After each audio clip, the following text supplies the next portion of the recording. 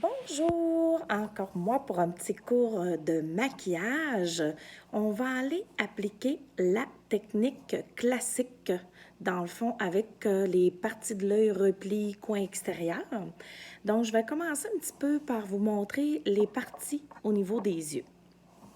Donc, si on regarde, la bande ici va être l'arcade sourcilière. On va voir le coin interne, le coin externe. On va avoir le repli de l'œil. Le repli de l'œil, c'est la partie qu'on peut rentrer notre pinceau. Il y a des gens que c'est plus bombé, il y a des gens que c'est plus creusé, cette partie-là. Il y a des gens qu'elle est plus difficile à voir. Mais quand on rentre le pinceau, on voit très, très, très, très bien le creux, on le sent aussi. Donc ça, c'est notre repli de l'œil. Et on va avoir ici la partie, des fois point lumière, qui va être au-dessus de la pupille noire. Quand on regarde, point lumière ici.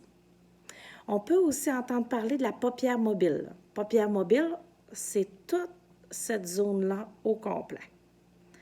Pour aujourd'hui, on va travailler repli de l'œil, coin, arcade sourcilière. Hein? On va travailler plus une méthode classique. Donc, j'ai fait mon teint, déjà tout prêt pour se concentrer sur les yeux.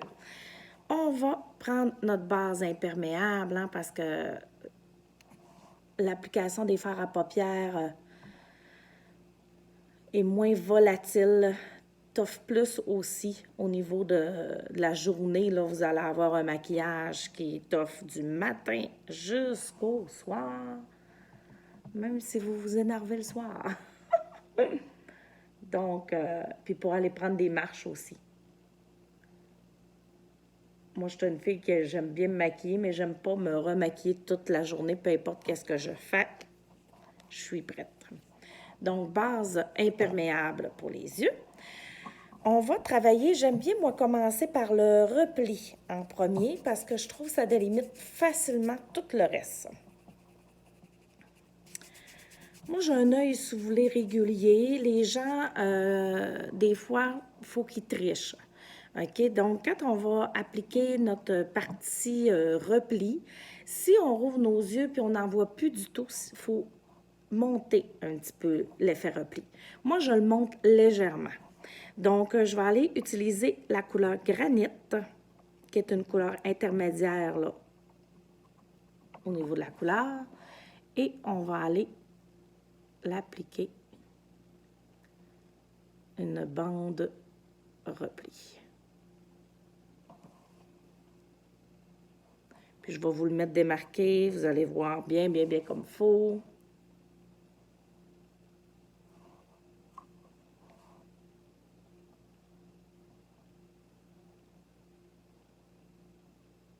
Petit truc aussi, pas prendre trop de couleurs sur votre pinceau à la fois. Vous êtes mieux des fois d'y retourner. Fait qu'on peut aller tapoter, on peut aller, balayer le mouvement comme il faut du repli. Moi, j'estompe plus à la fin. Je vais aller faire un mariage de couleurs qu'au fur et à mesure. Donc, on voit très bien, la zone du repli, même quand j'ouvre les yeux également. On va aller prendre soit un pinceau estompeur, soit le pinceau rond de la collection, les petits pinceaux ronds, soit repli de l'œil. On peut prendre différents pinceaux pour aller appliquer la couleur plus claire. Et c'est facile. La couleur plus claire, elle va aller où ce qui reste du clair. Donc, je vais prendre un cristallin. On va aller faire l'arcade sourcilière. On va aller faire coin intérieur de l'œil. Et on va aller faire toute la petite bande qui est plus près des cils en haut. Hein? On va aller rehausser, contraster cette zone-là qu'on voyait déjà.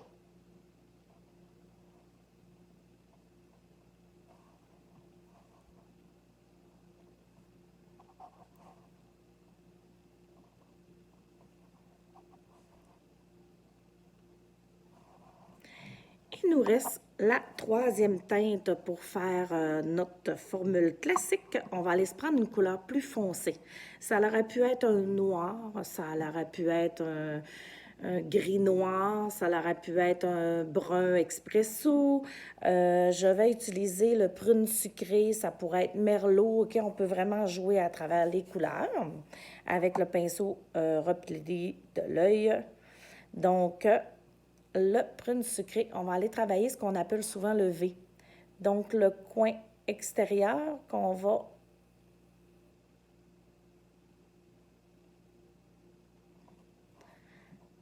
coin comme un V, qu'on va aller atteindre le repli. Encore là, je vous le fais version démarquée. On puisse un petit peu plus mieux comprendre qu'est-ce qui se passe. Au niveau du V, on voit bien qu'est-ce que ça crée. OK?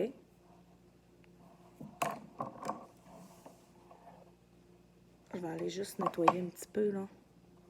D'habitude, je fais ça à la fin beaucoup. Moi, je fais beaucoup de nettoyage à la fin.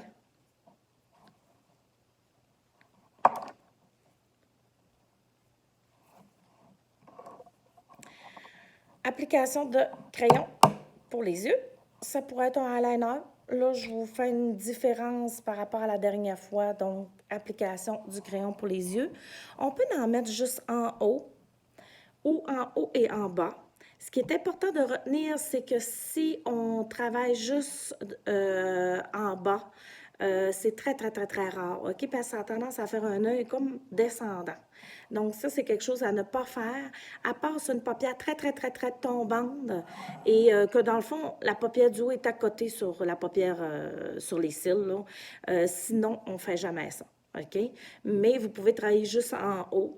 Ça fait un effet moins maquillé pour des fois les gens. Fait qu'ils aiment beaucoup cette formule-là. Donc, si je m'en vais travailler en bas,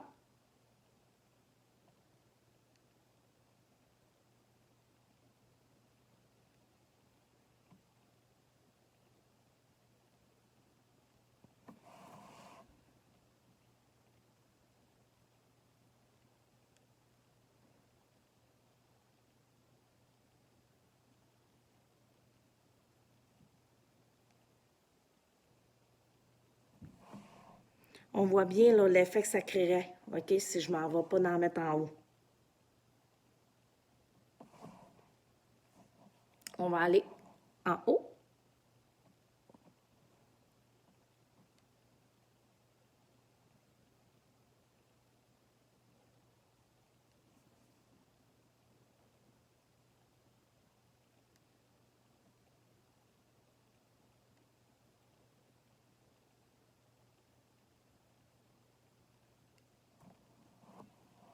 Donc, contour de l'œil qui est bien travaillé. On est prêt à appliquer notre base pour les cils qui va aller placer, amplifier les effets mascara, aider à courber, aider à nourrir le cil aussi. Il enrobe le cil de provitamine et le démaquillage aussi plus facile par la suite. On a tout un look quand on applique ça, bien entendu.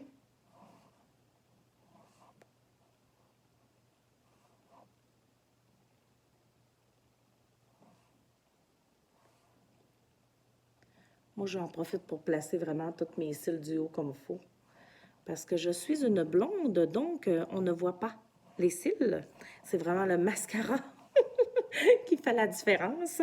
C'est bien, bien, bien important. Je vous le dis, c'est vraiment un produit génial. On peut attendre vraiment pas longtemps là, au niveau du mascara. En passant au niveau des yeux, si vous avez un œil qui est très petit, on va aller moins refermer en bas. OK? On va aller le garder un petit peu plus ouvert. Ça va agrandir l'effet des yeux. En maquillage, là, c'est de jouer vraiment avec. Puis gênez-vous pas de mélanger les couleurs. Gênez-vous pas de faire des formules et des mix que des fois vous auriez même pas cru possible.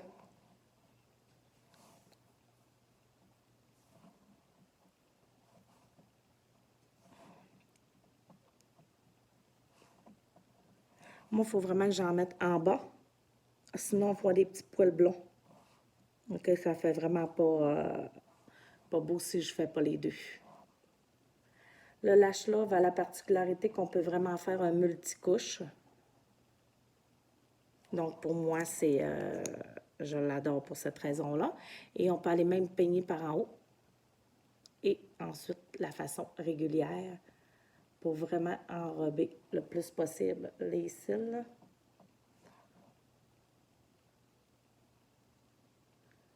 Donc, moi, je réussis à me sortir des cils qui étaient cachés par l'absence de couleur et l'effet très fin également.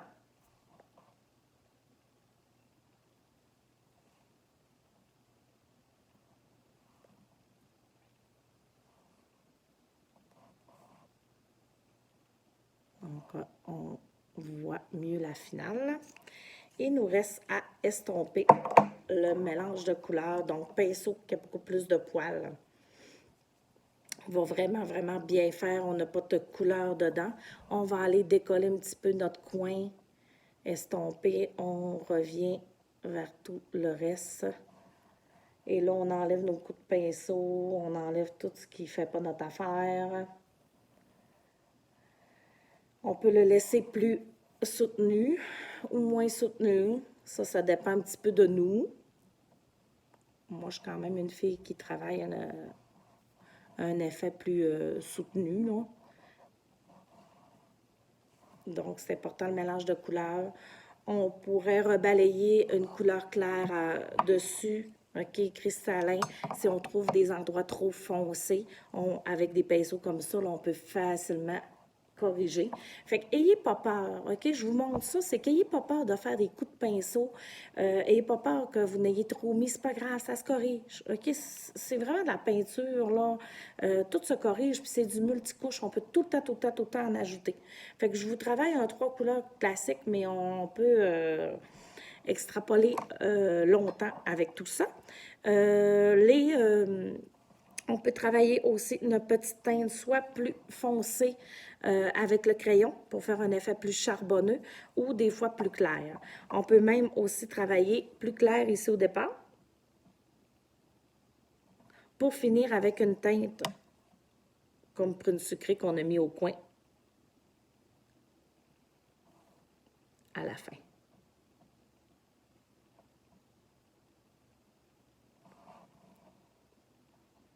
Donc, on va aller travailler, c'est des petites finales.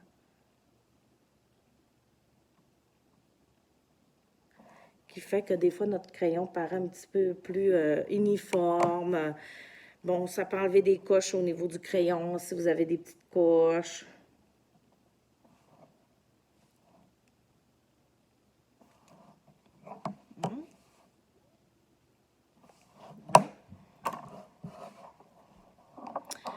Je travaille toujours mes sourcils parce que vous voyez, ils sont travaillés. Ma ligne est faite, mais ils sont pâles. Donc, on va aller les rehausser.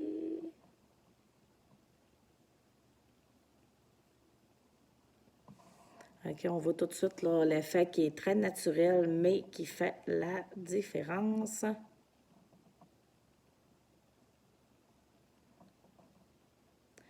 J'utilise le crayon brunette.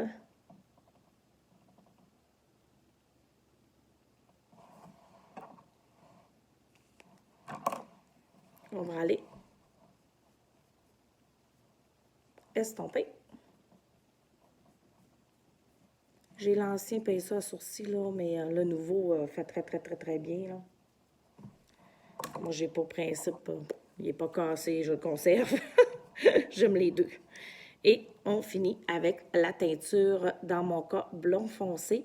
La teinture a tendance à faire souvent un petit peu plus foncé que le crayon. Fait que ça peut vous donner une idée, là. Ça va aider à placer les cils à les maintenir en place pour un super regard lumineux et rehaussé. On est prêt à utiliser le rouge à lèvres.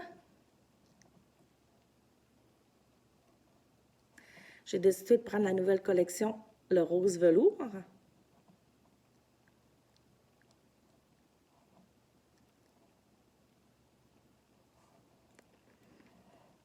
Je prends quelque chose de... Des fois, je mets en valeur beaucoup mes yeux. Donc, je vais aller prendre quelque chose de plus sobre au niveau des lèvres. Donc, juste rehausser la couleur naturelle des lèvres. On peut finaliser, je finalise toujours avec ma brume de finition de maquillage que j'ai pas mis à côté de moi.